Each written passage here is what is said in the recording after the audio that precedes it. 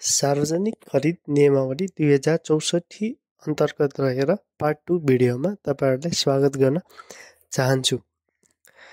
यसमा लोकसेवाको विभिन्न परीक्षामा सोध्न सकिने महत्त्वपूर्ण बहुवैकल्पिक प्रश्न उत्तरहरू लिएर आएको छु। कृपया ध्यान दिएर हेर्नुहोला। सुरु गरौँ। नियम 14 बमोजिम परामर्श सेवाको लागत अनुमानको स्वीकृति गर्ने अधिकारीहरू 20 लाख रुपैयाँसम्म राजपत्राङ्कित तृतीय श्रेणीको कार्यालय प्रमुख, 50 लाख रुपैयाँसम्म राजपत्राङ्कित द्वितीय श्रेणीको कार्यालय प्रमुख, 1 करोड रुपैयाँसम्म राजपत्राङ्कित प्रथम श्रेणीको कार्यालय प्रमुख, 1 करोड रुपैयाँ भन्दा बढी विभागीय प्रमुखद्वारा परामर्श सेवाको लागत अनुमान स्वीकृति गर्न सकिन्छ। अर्को छ नियम 30 मा बोल अङ्कको 25% सम्मको काम सब कन्ट्र्याक्टरबाट गराउन सकिने व्यवस्था रहेको छ।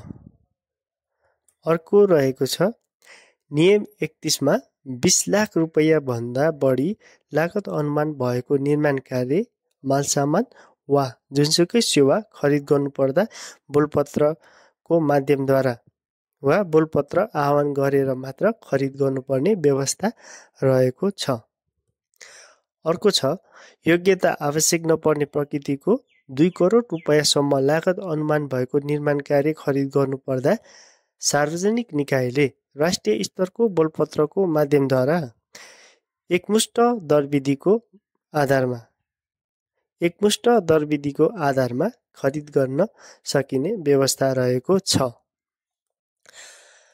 अर्को छ उत्पादक वा अधिकृत विक्रेताद्वारा निर्धारित दरमा खरिद गर्नुपर्दा कम्तीमा 7 दिनदेखि बढीमा 15 दिनसम्म लिखित सूचना प्रकाशन गरेर मात्र खरिद गर्न पाउने व्यवस्था रहेको छ। अर्को छ नयाँ लिने र पुरानो दिने विधिबाट खरिद गर्नुपर्दा सार्वजनिक निकायले नयाँ मालसामानको सूची तयार गर्नुपर्ने हुन्छ।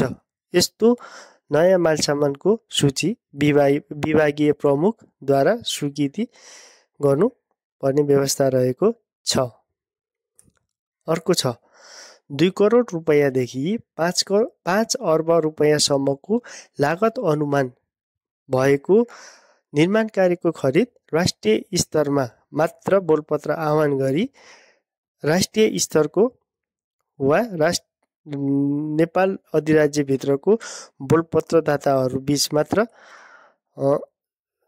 प्रतिस्पर्धा गराई खरिद गर्ने व्यवस्था रहेको छ। अर्को छ संयुक्त उपक्रममा सहभागी भएको स्वदेशी बोलपत्रदाताहरूले विदेशी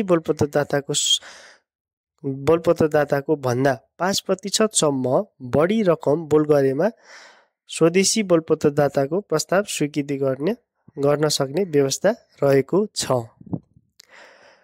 अर्को छ योग्यता आवश्यक पर्ने मालसामान वा 2 करोड भन्दा बढीको निर्माण कार्य गर्दा बोलपत्रदाताले प्राविधिक र आर्थिक प्रस्ताव 2 अलग अलग खाम पेश गर्नुपर्ने व्यवस्था रहेको छ।